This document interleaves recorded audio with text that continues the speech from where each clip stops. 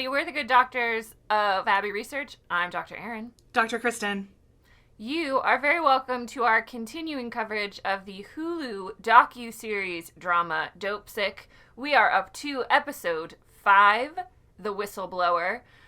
If you've seen our episodes 1 through 4 coverage, you know that I am the one doing the recaps before we get into some analysis, because I took the very detailed notes this time around for lots of reasons, capital R. So The Whistleblower is, as it says, it does what it says on the tin. It is about the process of Rick Mountcastle. Y'all, I learned his name. Peter Sarsgaard's character's name is Rick Mountcastle. So Randy and Rick are on the case, as we know, trying to find someone who can name high-level executives at Purdue for their case. So they get a phone call from a Marianne Skolick, who we met in the last episode. Her daughter died from an oxy overdose, and she becomes a super serious activist and advocate for drug overdoses from oxy and for taking down Purdue. She sets up a website, oxydeath.com. Which, shout out to the peak 2005 website there. I was like, hashtag GeoCities, bring it on. I was really hoping something would be dancing, but like, great job, art department. I know. They have done a fantastic job. Like, art department and props. Like, peak. I know we already talked about in the last episode the TiVo reference. So, super excited to continue with this very accurate storytelling. Yeah, oxydeath.com. Whew, that was a good one. So, we follow that process, and I will follow it through here on my notes. Rick finagles enough people to get the big funding that they need to be able to really dig into this case. And they, through Marianne, find this woman, Maureen, who was fired for speaking out. We see some of the back references of that, the flashbacks of that, where she was asked to, She was not fired for speaking out, and that's important. She was fired and she spoke out, because that's an important plot point. Yes. Well, she was fired, she wasn't fired for speaking out publicly. She was fired for the memo that she sent. Ish, but they claim it's because she became an addict. Yes. Yeah, I mean, she wasn't technically fired for raising the alarm, but... Yeah, because to me, it's like an extra cherry on top of why Purdue is so fucking evil, is what they actually fired her for, and that's why I wanted to say it. I apologize for interrupting. No. That's okay. You are correct to correct me. So she's not fired for speaking out. She is fired because she eventually becomes an addict. But that, really, the process of getting her out of Purdue started when she was asked by Howard Udell, who is one of the lawyers for Purdue Pharma, to start researching and looking back at the rates of drug overdoses and people who are abusing OxyContin. And she finds this report that, shocking no one, is really horrible news for Purdue and the high rates of abuse of OxyContin. And then that, I believe, we all know, starts Purdue on the path to finding a way to get Maureen out of there. That they fire her for becoming addicted to the drug they made, and according to the portrayal in the episode, the drug that they heavily encouraged her to start taking is one of the most insidious things I've ever seen on television. And Dr. Kristen was totally right to correct me there, and so that we can say that out loud, because Purdue's just terrible. Absolutely terrible. So no, go ahead. And I really just, this isn't like a major plot point, but that I want to analyze later, but I want to highlight here that they told her to destroy all of the physical copies of the email, of the memo that she sent. And she looks right at Rick and Randy and says, I did my job. I did it. Like, that's what and we get very angry this side of history. Like, why didn't anyone speak out? Why didn't anyone do this? This episode is an incredible example as to why. Right. Why whistleblowers are so hard to come by, why this stuff keeps getting perpetuated, because, you know, and we can have the whole sociological argument about that we're socialized to be obedient through school and everything else. But like, my heart broke in half for this woman. Yeah. And it's a really great example as to one of the myriad of reasons that they are, up until 2021, getting away with this. Yeah. And it's worth noting as well that on this memo that she sent, she CC'd Richard and Kathy Sackler on it. So this was, you know, that they couldn't find a copy of the memo because she did her job as she was asked and destroyed them.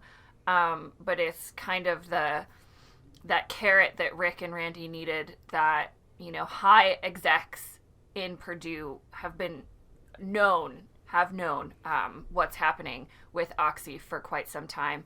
So following through on her storyline, Marianne manages to bring Maureen in to meet with Rick and Randy. She is very hesitant to testify. She's still very scared. She did not sign the NDA that they ask people to sign when they leave Purdue, so she can testify. And they managed to convince her that it would be safe for her to testify.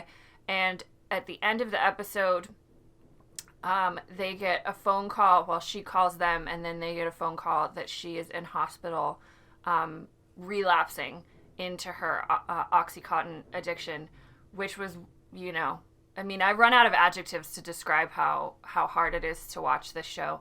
But that was a really heartbreaking, and, you know, another nail in that coffin that Randy and Rick are realizing just how pervasive this addiction is and just how hard it is to break it, which is the other part really of this episode. Is we're dealing with two addicts who are struggling with this addiction, either to manage it or to recover from it. And so we get, oh boy, our Dr. Finnix is in trouble. He is traveling all over the southern United States, procuring OxyContin through his doctor's license and through all of these appointments so that he can keep everyone in his town that he has prescribed Oxy to that is now addicted out of Dopesick. And we talked a lot about in previous episodes what Dopesick looked like. We see it a lot throughout the remaining episodes as well. But he admits that he is up to 400 milligrams a day, which when I watched that episode was just absolutely shocking. Betsy is continuing. She's now living at home and at the stage of her addiction where she is selling her mother's jewelry to the local pawn shop in order to get enough money to pay for pills. We also see how easy it is for people to become sex workers because of their addiction, as Betsy is propositioned by the super sleazy pawnbroker that he'll give her an extra $30 if she comes in the back. And I think when I was watching this episode with my mom, I turned to her right after this scene and I was like, what is so brilliant about what Caitlin Dever did is you can actually see her face, like in her face acting, that she is calculating like how many pills she can get for $30 and if it's worth it. And for me, like, it just put that on the Emmy reel. Because, like, the way you can see her, like, she's disgusted by the proposition. She doesn't want to do it. And then she's like, And then the part of her brain that has been rewritten by Oxy is telling her, like, you know what? You could get X number of pills, more pills for $30. Or maybe you could get some higher doses. So, you know, Betsy continues to struggle with her addiction throughout this. Her mom eventually realizes that her jewelry is missing, including her wedding ring. There is a horrific confrontation between Betsy and her dad, where he tells her that she has become a disgusting human being. She tells them that she has been getting pills this whole time from the AA meetings, and he goes on the rampage trying to find her pills. He finds them, he flushes them, and Caitlin Dever just give her all the awards for that scene. We hope she is using her paycheck well to provide mental health services for the portrayal that she did throughout this. Eventually, we get Beth's in some kind of treatment facility. They're not really clear about it, but she is certainly in some kind of facility. It's a detox. It just in a detox place. It is very, very different from the place that Finnix ends up by the end of the episode. And what happens with Dr. Finnix is that, high as a kite, that man tries to perform surgery. It appears as though he hits the femoral artery, or in the leg, which is not great for the human he was operating on. And when he goes to the hospital to inquire after his patient, he tries to get more pills off the ER doctor, and that is when he's confronted by Leah and a local policeman who has found his stash of empty bottles, and he is also sent to a court-mandated 90-day treatment center. And where we end up with him at the end of the episode is that he has asked Billy to come for a visit. And, I was hesitant about the acting skills of the guy playing Billy, but I think he really, in the latter episodes, he really brought it home, especially in this scene. He tells him the truth that he knows what Purdue's been doing. He knows what Oxy is. He feels so bad. He's apologizing. And Finnix says, I didn't bring you here to apologize. Do you think you can get me some pills? Which was an absolute gut punch. And then with the ever terrible Sacklers, they are trying to find a new headquarters, and they do by the end of the episodes. The other thing that we get from this is that Richard proposes reshuffling the leadership structure and manages to finagle himself into the president position by the end with the support of his cousin, Kathy. And I think that's important for just understanding how high up he was in the organization, and then what kind of happened with his leadership role as Purdue just got embroiled in more and more scandals. All right. We also have, so much happened in this episode. We've got Bridget, who is continuing in the early 2000s a push to get Purdue to take Oxy off the market, recalibrate it so that it's safer, be honest about how many people are abusing it. And that's not going well for her marriage, which obviously they kind of tipped their hat at that she was getting divorced in the first part. But Diversion, which is she's the deputy director of now at the DEA, decides to go after a prescription drug. And she is really pushing to get a meeting with Purdue. She finally gets one. She's got politics with her boss about it. And she is very aggressive with Purdue in the meeting. I wanted to punch Richard Sackler in the face for the bullshit statement that he read. But by the end of this, she is still, struggling to gain traction and decides to eventually take a different route for how she can pursue Purdue Pharma and get the FDA on board, which her boss really wants her to do. And, by the end of the episode, Richard Sackler is president, Kathy is vice president, and they pay in cash $84 million for a new headquarters. Just telling you how much money they're making off of other people's pain and death. And on that transition, Dr. Kristen, what did you want to pull out from this episode to discuss? Only 90 things, but I think I'm going to start with Betsy and her parents. And one of the things I really appreciate about this season, this series, and Danny Strong, and is I just can't get over that Doyle from Gilmore Girls is giving us all this genius. It's Doyle anyway. I know. But cool, buddy. Shocker. Thank you. Everything he does is wonderful. He's really, really good at this job, at writing and producing stuff. He really is. There are so many layers to the scene where her parents confront her. and I want to unpack some of them. First is that, yes, her dad calls her a garbage human, but he also makes the statement, this is all you care about. Mm-hmm. And what really struck me is how incredibly unfair this all is to people who love addicts.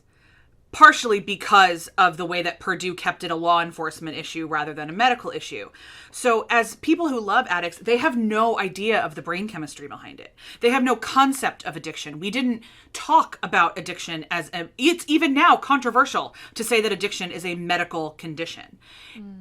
What we did was screw over millions of parents and spouses and children, because in that moment, he 100% believes that she is making a choice. Yeah. And Betsy has no power of choice. She has been rewired.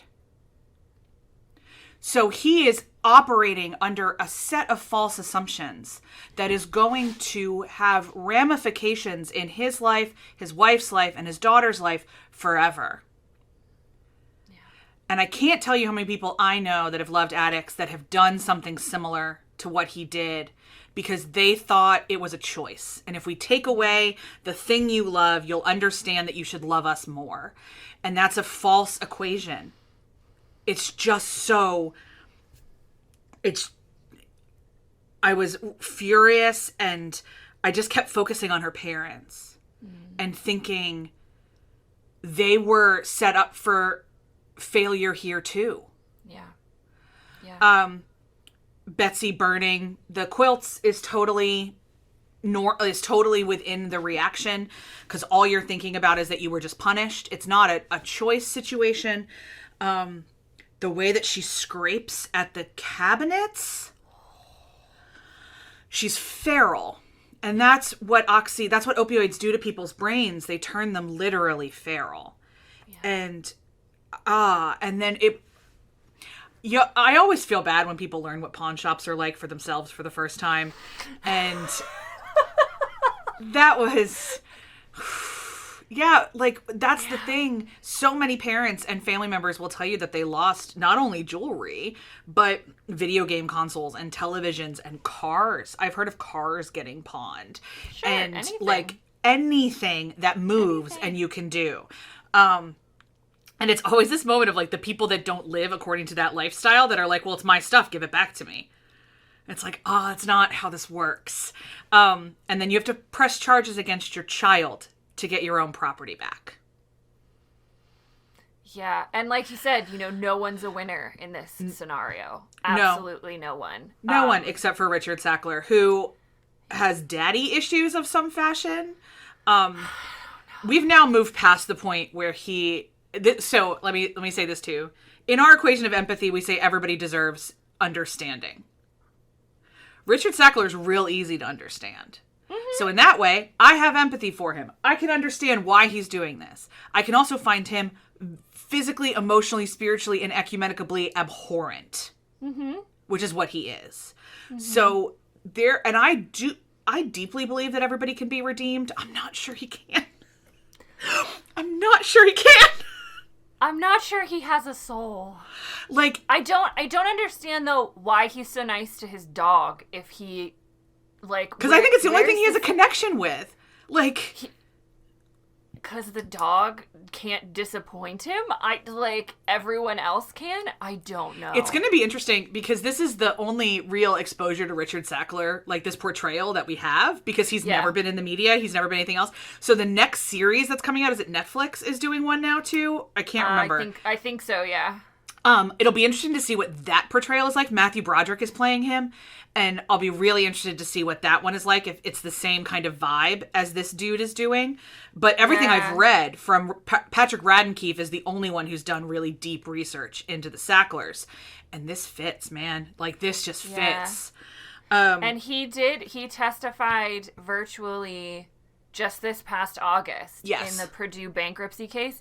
And I was reading an article about it as I was watching this series, and it mentioned in it that he makes very, very rare public appearances, very rarely speaks in front of a microphone, but he testified, and like all of the descriptions of his character fit with this. So very clearly I think this was filmed before he testified, but the actor had enough information that, like, he speaks really softly and he always kind of sounds like he doesn't know what he's talking about. He's a master manipulator. Like, he's a sociopath. He has to be a sociopath. Because he does not account for the feelings of others and does not even seem to care about them. Yeah, I mean, technically, by the definition, what they've shown us is that he does not care at all for the feelings of others, and that is sociopathic behavior in nature. Yeah, sociopathic behavior. I know there's lots of people, and myself included, who want to scream many things at him. And Aaron's got a great idea of putting him in public stocks, which I totally agree with. But truly, what I want is him destitute. That's truly what I want, because the only thing that dude cares about is money. So I want him stripped of everything. And I want him, like, Mozart style, buried in a public grave, because he can't even afford his own funeral. Like, that's what I want him. I want him destitute. And oh my God. Anyway, so I wanted to bring up that. And then I want to talk briefly about the difference, the detox versus the 90-day rehab. Right. This is the only, so far, minor criticism of this show. That all needed to be explained just a little bit more. Yeah, it was really confusing to me. And, I don't know a lot about this at all, but I know more than most tangentially through you. I was super confused what was happening to Betsy. I did not understand where she was, whether her parents put her there. Like, and I could tell she was in pain and probably, withdrawing but, like, I was super confused. And then they weren't, like, I know more about rehab centers notionally, so I wasn't as confused with Finnix, but you're right. Yeah. So it just a little bit more explanation. My guess is based on patterns of behavior. I mean, her parents can't afford a rehab.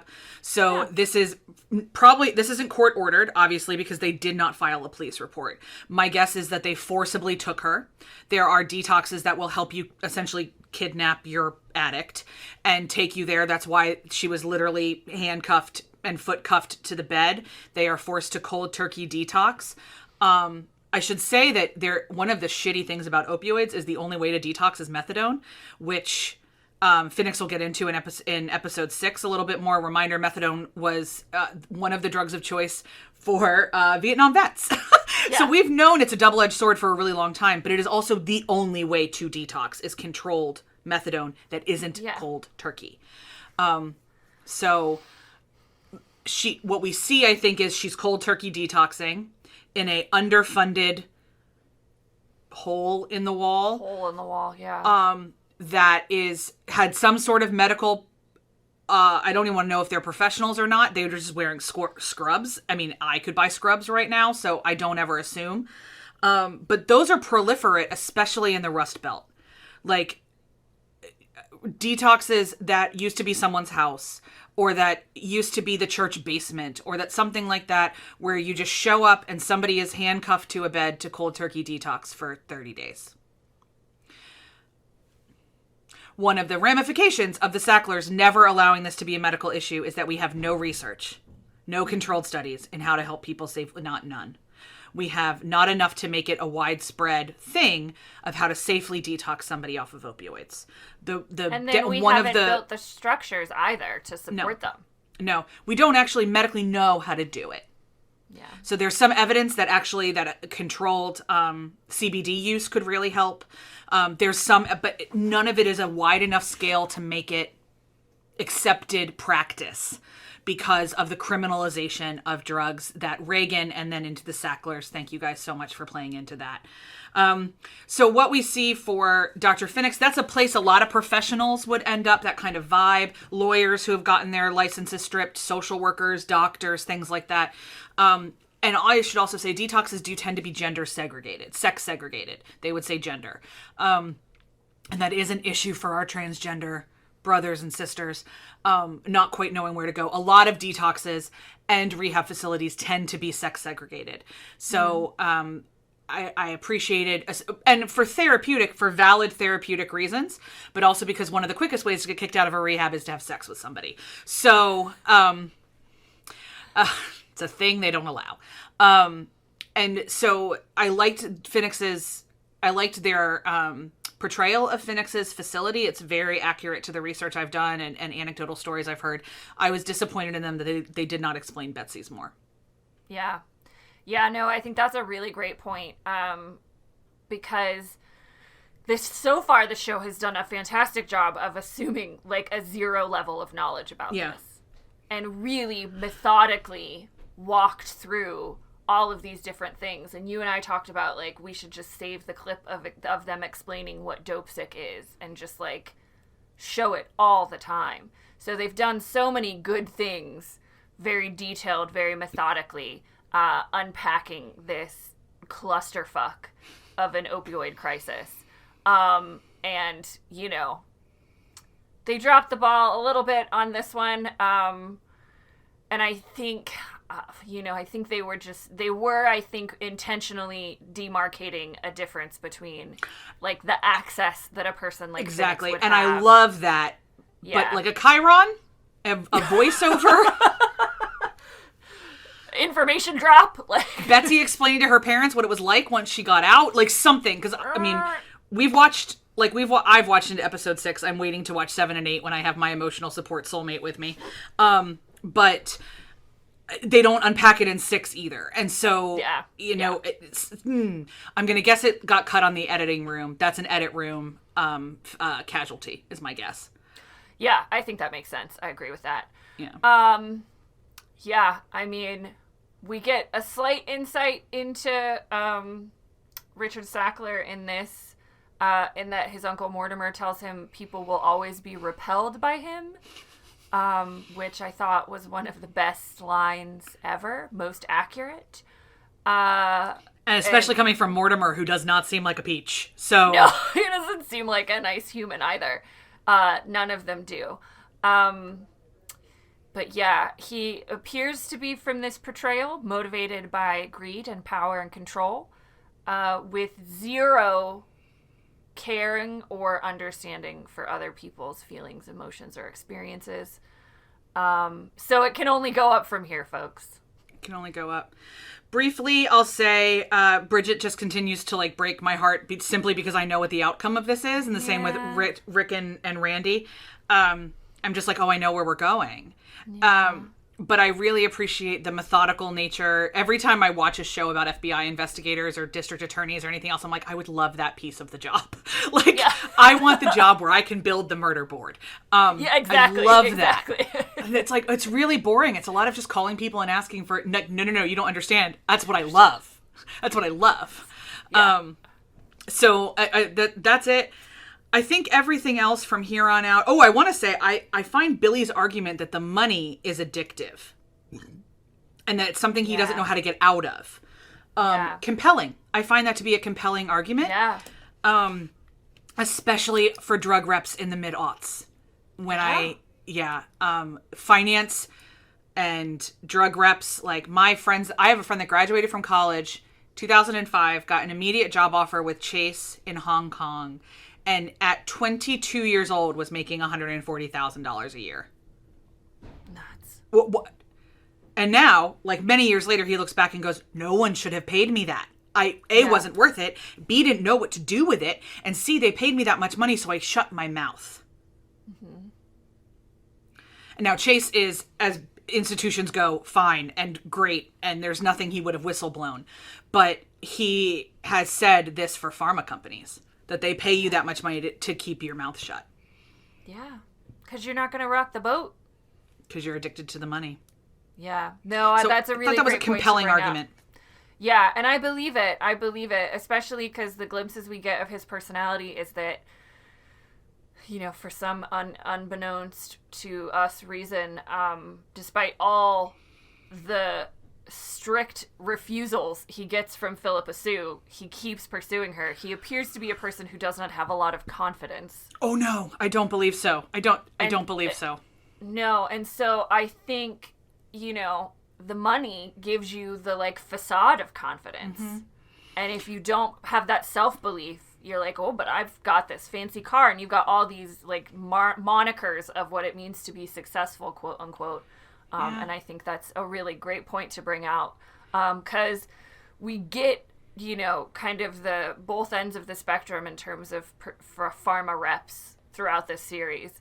But showing some of their motivations, it can never go awry because we are trying to understand why someone like Billy, who seems like a good person, would knowingly continue to perpetuate the lies that he knows by this stage he's telling people. He is a great argument for why everybody should get therapy and empathy lessons in middle school and high school.